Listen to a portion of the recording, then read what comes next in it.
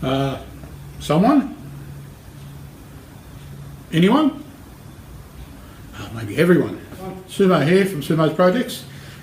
Just touching on a thing that we all probably dread the most in finalising our projects, and that is the process of sanding to finish up a surface, prepping it just prior to putting on your final coats and making it the product or the build you're making look absolutely spectacular. But this is a process that takes a little bit of time, takes a bit of patience and a little bit of rigorous sort of activity, but you know, it's something we have to do if we want to achieve the ultimate result in our final project. And especially if you're making gifts or someone's actually wanting to purchase something you build, so you want to have it presented in the best light. And so I'm just going to show you a few of the machines I have. I've got just a handheld belt sander, a random orbital sander. Not exactly sure. This is a lower type impact sander, probably good around window frames, places like that. But one thing you can never live without is the manual application. At times we just need to grab one of these because it's quick and accessible, and it allows us just to pick it up and start sanding. To knock off a sharp corner. There's a little bit of a sort of rough surface. We just got to go a few rigorous strokes and away we go. So I'll just demonstrate a few of these machines in use. I'm by no means an expert. I'm not a fresh polisher or anything flash like that, but I've just learned by doing, and I suppose we all do. So let's get a few of these machines fired up.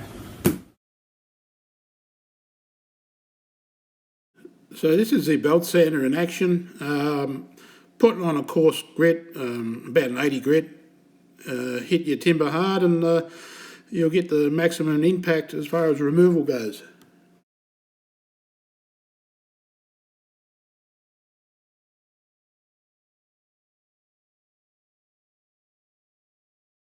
Moving indoors, we have our dust extractor, and that hooks into the back of this orbital sander. It's a must-have, I think, inside, because it eliminates a lot of pollution as far as dust goes.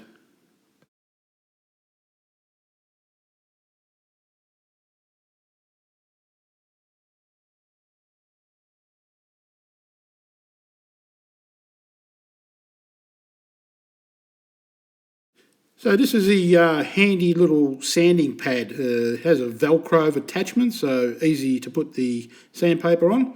And as you can see, you can just pick it up and go for it and smooth sharp corners off, and even get a nice finished effect.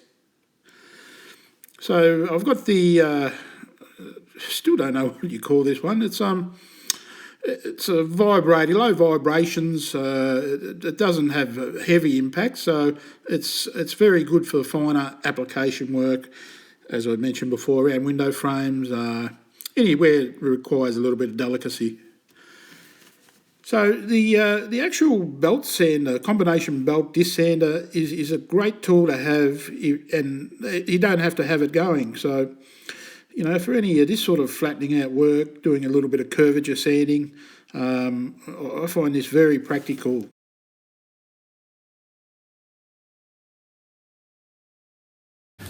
So our sanding materials come in all different types of grits. This is your usual sandpaper we use for woodwork, for wood.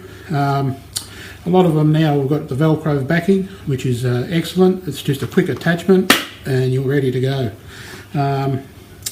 This is great, but I've just discovered something reasonably new myself, and the actual new type of sanding pads that I have they come from another type of machine, which is quite an expensive machine to buy, because you buy a whole system. You buy the orbital attachment and also the dust extractor, and it's all interconnected and works beautifully, but way out of my price range. And so one of the great things is that this company does sell the sanding pads relatively cheap, and they are actually a godsend. They're one of the best things I've come across. It's I don't know if you can see, it's one of these. It's a type of steel mesh. I have the technical explanation. It's a dense network of polyamide fabric threads on which the abrasive threads are woven. This open weave net structure means not one dust particle is more than half a millimetre from an extraction hole. So that means once attached to your dust extractor, you've got all these little holes and minute spacing, so it's bound to suck out all the dust straight away, rather than have it go, some of it, because some of the pads for your normal pads, they only have a series of maybe 8 holes or something like that. So this is the bee's knees of things to come.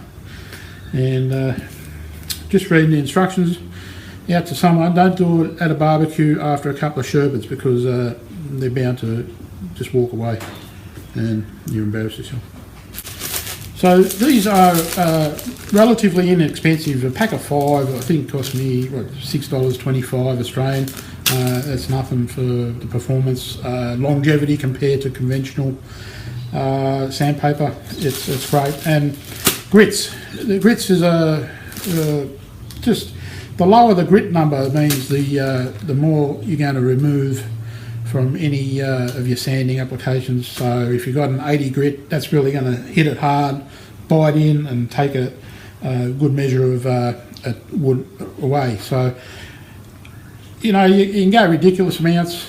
You can work your way up to 1,000 grit, beyond, something like that. But unless you've got time the whole weekend and you want to get a mirror finish, I wouldn't bother. I've got probably 6 different types: 500 grit, 120.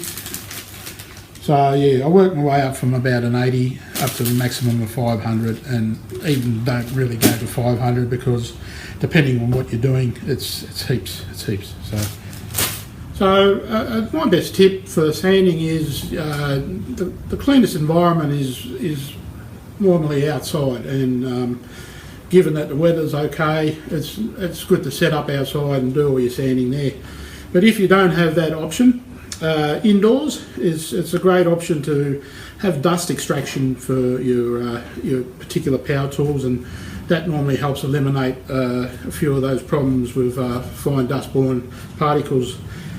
If you're ultra sensitive to that sort of thing, one of these dust masks, or you can even get a higher end type, they do help, and they just make life a little bit more comfortable. Also, just put on your safety goggles. You never know what's going to flick off.